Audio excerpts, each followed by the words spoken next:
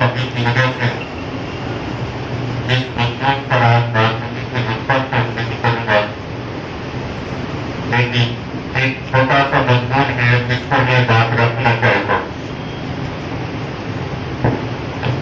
یہ چھوٹا سا مضمون جو ہے بہت ہی اہم ہے، اگر لوگ اس کو سمجھ لیں اور اپنی زندگی میں اتار لیں، یہ مختصر کی جو دنیا ہے یہ بھی سمجھ جائے گی، اور موت کے بعد جو ایک لامحدود زندگی، کبھی نہ ختم ہونے والی زندگی ہے، وہ بھی ختم ہو جائے گی۔ وہ مضمون یہ ہے کہ دنیا کی ساری مادی طاقتوں کی پرواز کی انتہا جہاں ہوتی ہے، وہاں سے ایمان کی طاقت کی شروعات ہوتی ہے، ابتدا ہوتی ہے۔ سوال یہ پیدا ہوتا ہے کہ جب ایمان میں اتنی طاقت ہے تو پھر ایمان والے پوری دنیا میں ذلیل کیوں؟ ایمان والے پوری دنیا میں مغلوب کیوں ہیں؟ ایمان والے پوری دنیا میں پست کیوں ہیں؟ اس وقت بلا مبالغہ پوری دنیا میں سب سے زیادہ ذلت اور پستی کی زندگی اگر کوئی گزار رہا ہے وہ لوگ ہیں جو ایمان کا دعویٰ کرتے ہیں۔ پوری گفتگو اسی پر کروں گا۔ عزیز دوستو، جیسے کارتوس کی طاقت، چاہے جتنا اچھا کارتوس ہو، اس کی طاقت ختم ہو جاتی ہے اگر اس کو پانی میں بھگو دیا جائے، پھر اس کارتوس سے ایک چینٹی بھی نہیں مرے گی۔ ٹھیک اسی اعتبار سے ایمان کی طاقت اس وقت ختم ہو جاتی ہے جب ایمان والا اپنوں کو گناہوں میں ڈبو لیتا ہے۔ اسی لیے ایمان کے جو پہلا پارٹ ہے، پہلا حصہ ہے کلمہ توحید کا، اس کے اندر 9 مطالبے ہیں اللہ کے۔ سب سے پہلا مطالبہ توبہ ہے، پھر جہد ہے، پھر تقویٰ ہے، پھر توکل ہے، پھر صبر ہے، پھر شکر ہے، پھر امید ہے، پھر خوف ہے، پھر راضی و رضا کی صفت ہے۔ یہ 9 ہے۔ ابھی محمد رسول اللہ بات نہیں کر رہا ہوں، اور اس 9 میں صرف ایک کی تشریح کروں گا تو کم سے کم 30 منٹ چاہیے، میرے پاس صرف 15 منٹ ہے۔ اس ایک پر بولنے جا رہا ہوں، لفظ توبہ۔ توحید کا پہلا حصہ اور اس کا پہلا مطالبہ توبہ ہے۔ نماز سے پہلے، روزے سے پہلے، حج سے پہلے، زکوٰۃ سے پہلے، تمام اعمال سے پہلے اللہ کا ایمان والوں سے جو مطالبہ ہے پہلا، وہ فرمایا یا ایھا الذین آمنوا توبوا الی اللہ توبۃ نصوحا، اے ایمان والو سچی توبہ کرو۔ توبہ کے بغیر اگر اس کی نماز ہے تو کوئی وعدہ اللہ کا پورا نہیں ہوگا۔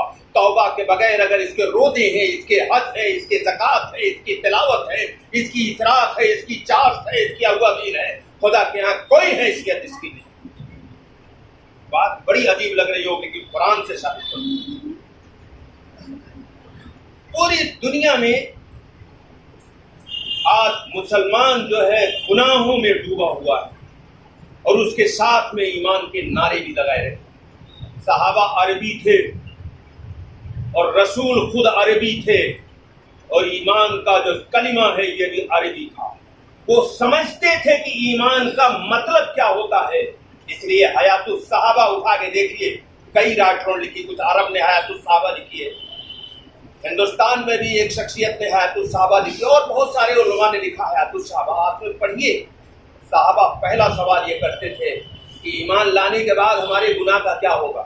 وہ جانتے تھے کہ ایمان کی پہلی شرط ہے گناہوں سے توبہ۔ تفصیل میں جانے کا وقت نہیں ہے۔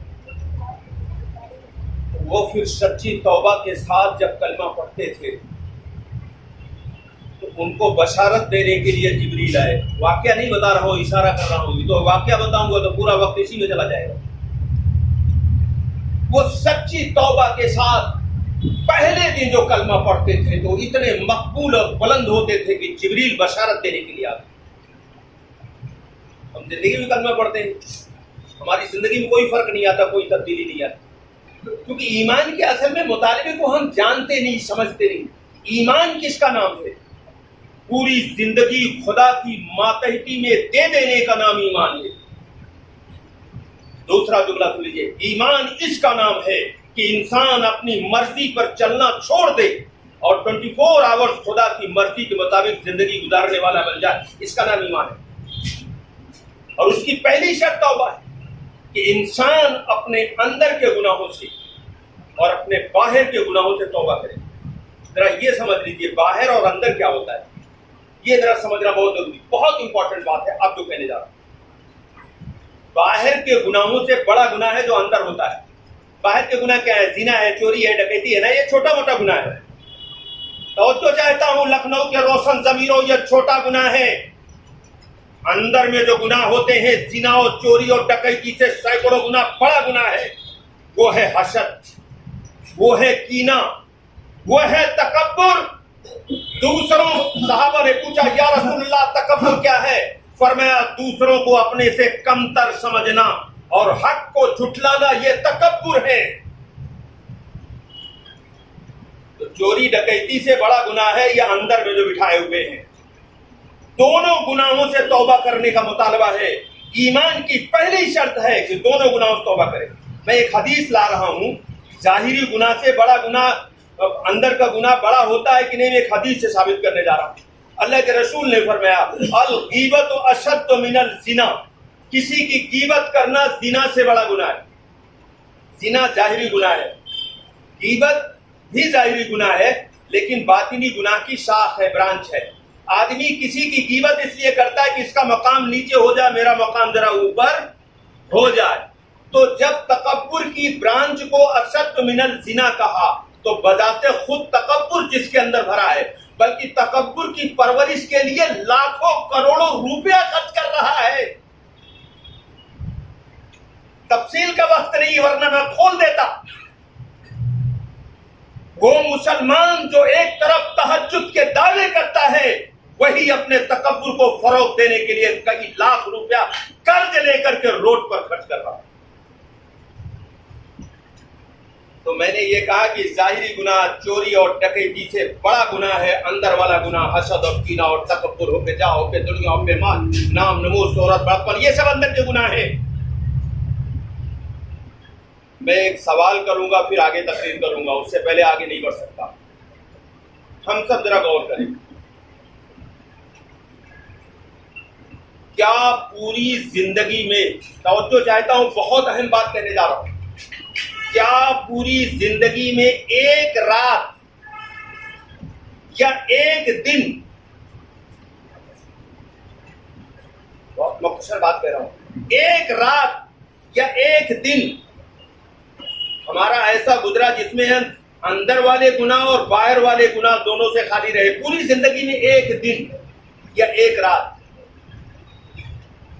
اگر ہیں ایسے لوگ ہیں جو ایک رات نہیں، سینکڑوں رات نہیں، بالغ ہونے سے لے کر آج تک گناہوں سے خالی ہیں، تو شکر ادا کریں ہو.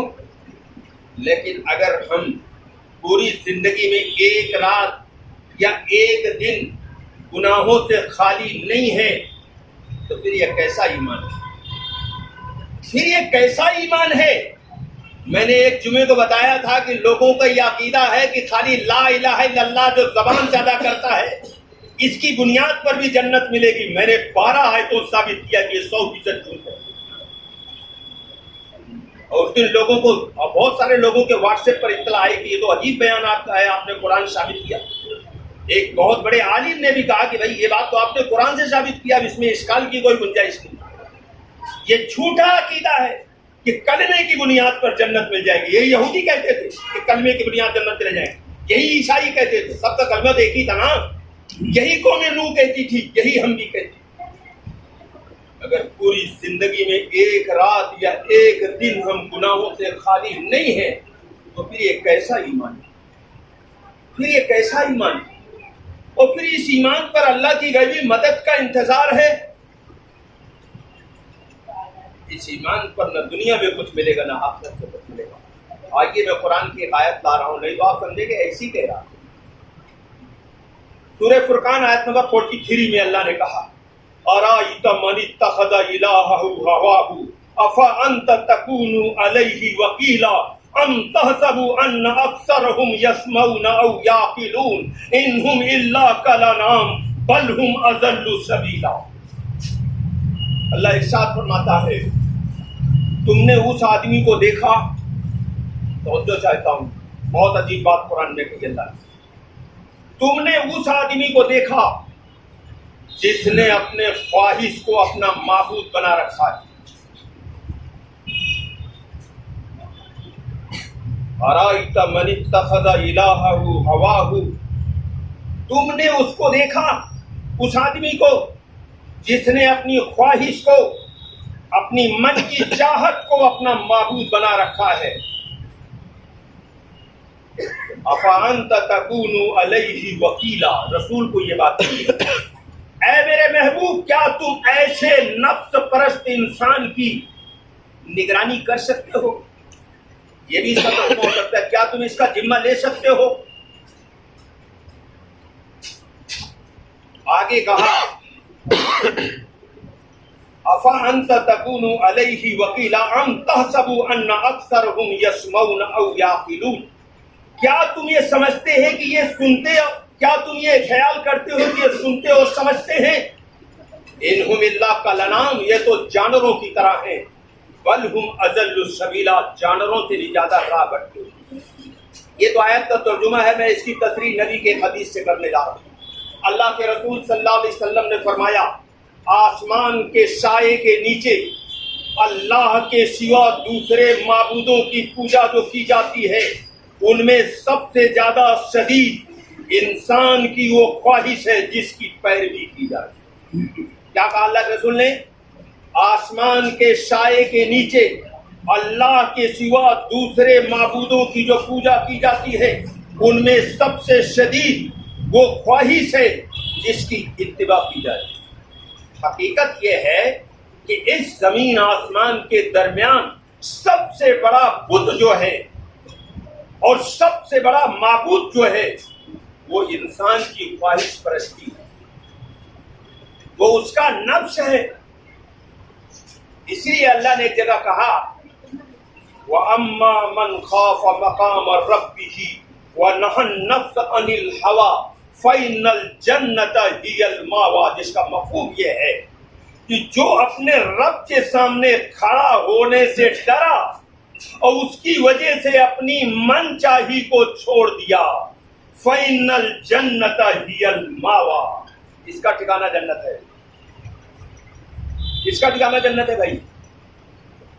جو رب چاہی کے سامنے من چاہی کو چھوڑ دے اس کے لیے جنت ہے، اور اگر رب کی چاہت پر اپنی چاہت کو ترجیح دیتا ہے تو قرآن آواز دیتا ہے وَآثَرَ الْحَيَاةَ الدُّنْيَا فَإِنَّ الْجَحِيمَ هِيَ الْمَأْوَىٰ، دونوں آیتیں آگے پیچھے ہیں، اسی ایک ہی سورہ میں یہ دونوں آیتیں ہیں۔ وَآثَرَ الْحَيَاةَ الدُّنْيَا فَإِنَّ الْجَحِيمَ هِيَ الْمَأْوَىٰ، جس نے دنیا کو ترجیح دیا اللہ کے قانون پر، وہی بات آ گئی، اپنی چاہت کو اللہ کی چاہت پر ترجیح دے دیا، فَإِنَّ الْجَحِيمَ هِيَ الْمَأْوَىٰ، اس کا ٹھکانہ جہنم ہے۔ یہ میں نے 2 آیات لا دیا، کیا اب بھی کوئی اشکال باقی ہے؟ حقیقی ایمان یہ ہے کہ انسان پوری زندگی خدا کی ماتحتی میں دے، اپنی من چاہی زندگی کو ترک کر دے اور خدا کی مرضی کے مطابق پوری زندگی گزارے۔ اسی لیے ایک اللہ والے نے بڑی عجیب بات کہی، اس نے کہا دریا کا ڈوبا ہوا جنت میں جائے گا، کیونکہ شہید ہو گئے نا، شہید جیسا آدر ملے گا، حدیث میں آتا ہے، اور شیر اور چیتے کا پھاڑا ہوا بھی جنت میں جائے گا، اور پہاڑ کا گرا ہوا بھی جنت میں جائے گا، اور تلوار کا مارا ہوا بھی جنت میں جائے گا، لیکن نفس کا مارا ہوا جہنم میں جائے گا۔ معلوم یہ ہوا اس زمین آسمان کے درمیان سب سے بڑی جو چٹان ہے، جو بندے اور اللہ کے درمیان میں حائل ہے، جو بندے کا تعلق رب سے جڑنے نہیں دیتی، جو بندے کو حقیقی ایمان سے آراستہ ہونے نہیں دیتی، وہ انسان کا نفس ہے۔ تو ایمان لانے والے سے اس لیے پہلا مطالبہ کیا یا ایھا الذین آمنوا توبوا الی اللہ توبۃ نصوحا، اے ایمان والو سچی توبہ کرو، یعنی ظاہری گناہوں سے بھی اور اندر کے گناہوں سے بھی اگر آپ نے توبہ کر لیا تو اسی وقت آپ اللہ کے ولی بن گئے۔ توجہ چاہتا ہوں، ولی کا عربی لفظ ہے، ولی مانے فرینڈ، دوست، ولی کو لوگوں نے ہاؤ بنا دیا پوری دنیا میں. ہاؤ، ہاں ولی بننا پڑا. قرآن کہتا ہے جس نے بھی لا الہ الا اللہ محمد رسول اللہ حقیقت میں کہا وہ سب ولی ہے اللہ. اور اگر آپ ولی نہیں ہیں تو پھر آپ کون ہیں؟ ولی کا اپوزٹ دشمن ہوتا ہے. اگر میدانی محشر میں کہہ دیا جائے ولی ایک طرف دشمن ایک طرف، کہاں جائیں گے آپ؟ اور ولی بننے سے آسان اس زمین آسمان کے درمیان میں اور کوئی کام نہیں. نئی بات آپ زندگی میں پہلی بار آپ سن رہے ہیں، کیونکہ آج تک آپ کو یہ بتایا گیا ولی بننا بڑا مشکل ہے. میں آج یہ ثابت کرنے جا رہا ہوں کہ ولی بننا اس زمین آسمان کے درمیان میں سب سے آسان کام ہے. ایک شراب پینے والا 2 منٹ میں اللہ کا ولی بن سکتا ہے. دنیا کا سب سے بگڑا ہوا انسان 2 منٹ میں اللہ کا ولی بن سکتا ہے. گھڑی کے کانٹے اجازت نہیں دیتے، ورنہ میں موجودہ زمانے کے واقعات بطور پروف کے آپ کے سامنے میں لا سکتا ہوں. 2 منٹ میں آدمی اللہ کو ولی بنتا ہے. کیسے بنتا ہے سن لیجیے. 3 شرطوں کے ساتھ. اگر کوئی آدمی توبہ کر لے، توبہ کے معنی پلٹنے کے ہیں، یعنی ایک آدمی مدراس جانے والی ٹرین پہ بیٹھا تھا اور اس کو جانا تھا بامبے. کسی نے بتایا بھائی یہ بامبے نہیں جاتی ہے، مدراس جاتی. فوراً ٹرین چھوڑ کر دوسری ٹرین پہ بیٹھ گیا، بامبے جانے والی. پلٹ گیا اس ٹرین سے.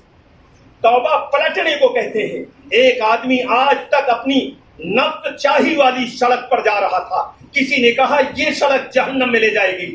ارے تمہیں رب چاہی والی سڑک کو پکڑنا چاہیے. فوراً من چاہی سڑک کو چھوڑ دیا، رب چاہی سڑک پر سوار ہو گیا. اب وہ جنت میں پہنچ جائے گا. اور جو لوگ رب چاہی سڑک کو چھوڑ کر کے دعائیں مانگ رہے ہیں بڑی لمبی چوڑی، ہمیں جنت الفردوس دے اور یہ دو وہ دے، یہ دعا تو نہیں ہے، مذاق ہے. یہ دعا ایسی ہی ہے جیسے کوئی آدمی نکاح تو کرے نہ، لیکن دعا مانگے اللہ 4 بیٹا دے دیجیے. بتائیے اس کو بیٹا ملے گا؟ ارے ملے گا؟ قیامت تک نہیں ملے گا. آج لوگوں کی دعائیں اسی طرح کی ہیں. اس کو دعا کہیں گے یا مذاق کہیں گے، یا کرتب کہیں گے، یا مذاق کہیں گے، یا تمسکر کہیں گے؟ کیا کہیں گے اس کو آپ؟